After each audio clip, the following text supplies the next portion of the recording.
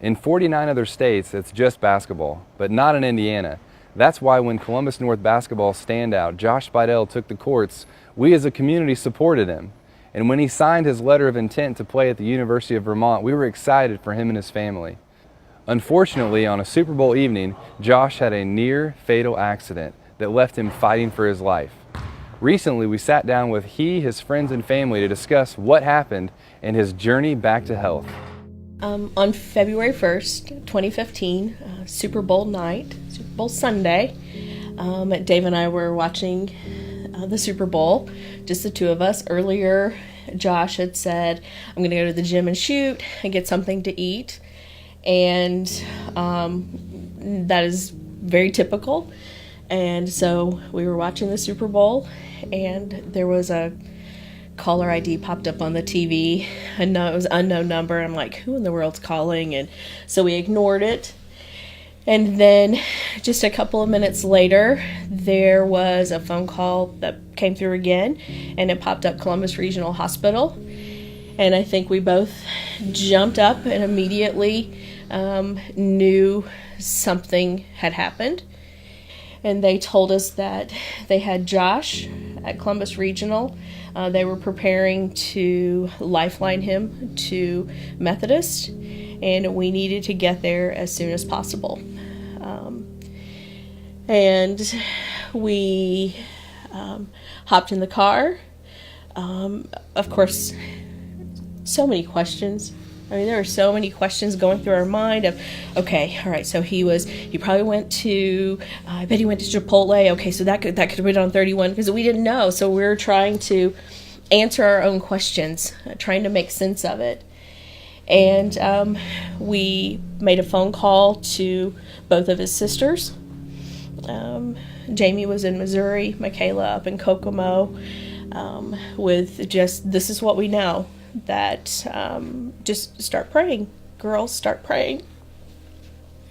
He had severe diffuse axonal injury, and what we later found out about diffuse axonal injuries is that very few people recover from the severity, especially that Josh had. We looked at the MRI. The doctors didn't give us hope. They did not give us hope. At all, because Josh primarily was frontal lobe, but he also had global damage. So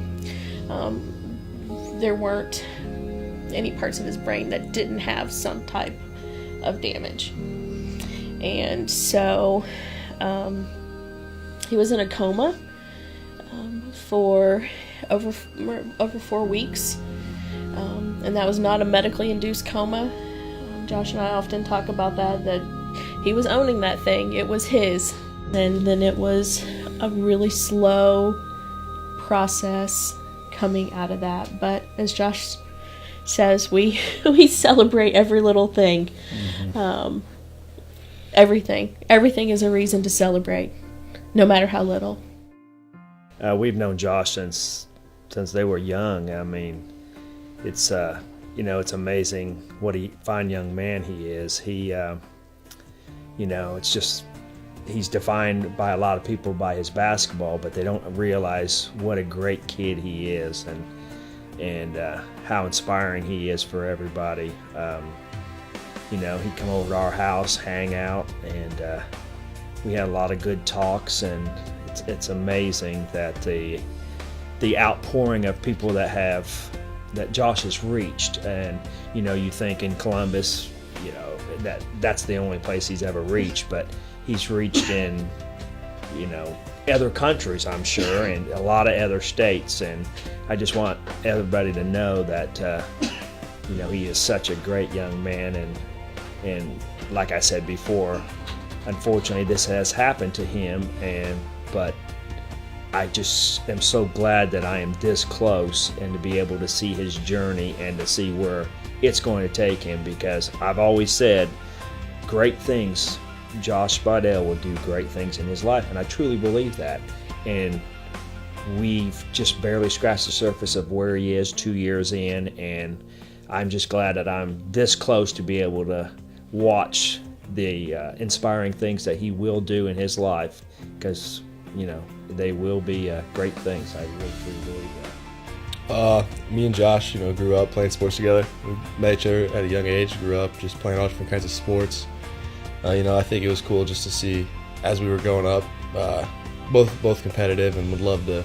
He'd come to support me, I'd come support him, since we got different seasons that our sports were in, and you could see that sports really brought us close together, and then we used the sports as a way just to become even closer. And as high school got on, we just became closer and closer, and then the accident happened and stuff, and I think that just kind of was like a eye-opening experience for me, because then I'm still playing, and then obviously he's not right now, and that sucked, and it's just been cool to watch him grow and become a better person out of this, and make a lot of strides. And it's cool for me just to have a role model like that to allow me to want to be a better person and better in sports and better in life.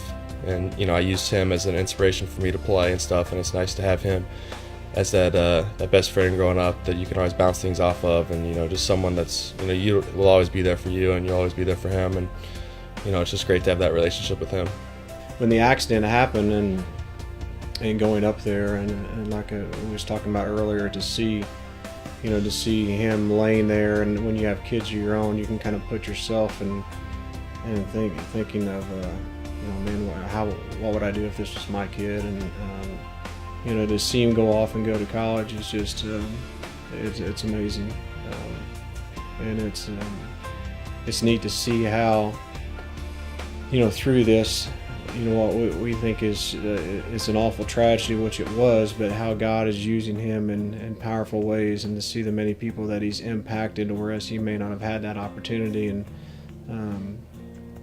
not that you want to see anybody go through this, but Josh is getting another opportunity. I worked with Josh when he came home from the hospital on some of his reading and writing skills, and the one thing that I learned is that nobody could limit Josh Speidel, because every time I came, and it might be 2 times a week, sometimes 3, he made improvements, and it was just inspiring to see how hard he worked. And I know that he did not want to read and do vocabulary and all of those things, but he stuck to it and worked so hard. And the improvements I saw, it was wonderful. It was inspirational to me.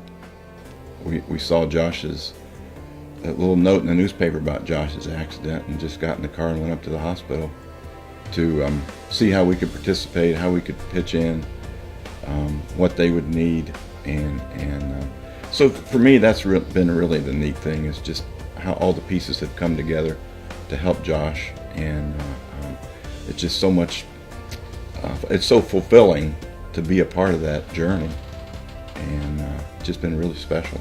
And I have to say, it's been a privilege to be a part of this journey, a true privilege.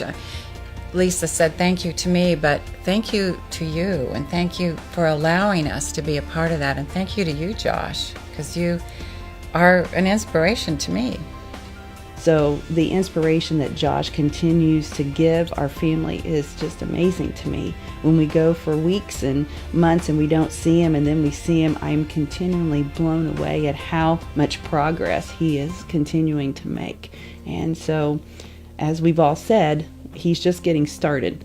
And so where he ends up and what God's true plan is for him, we've not seen that yet, but it's been so awesome to watch his recovery.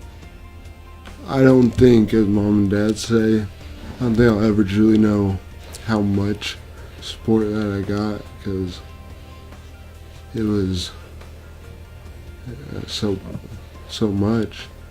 As March Madness begins and we start to tune in to the NCAA tournament, make sure to cheer on Josh and his Vermont team to victory. We as Columbus are Josh Strong.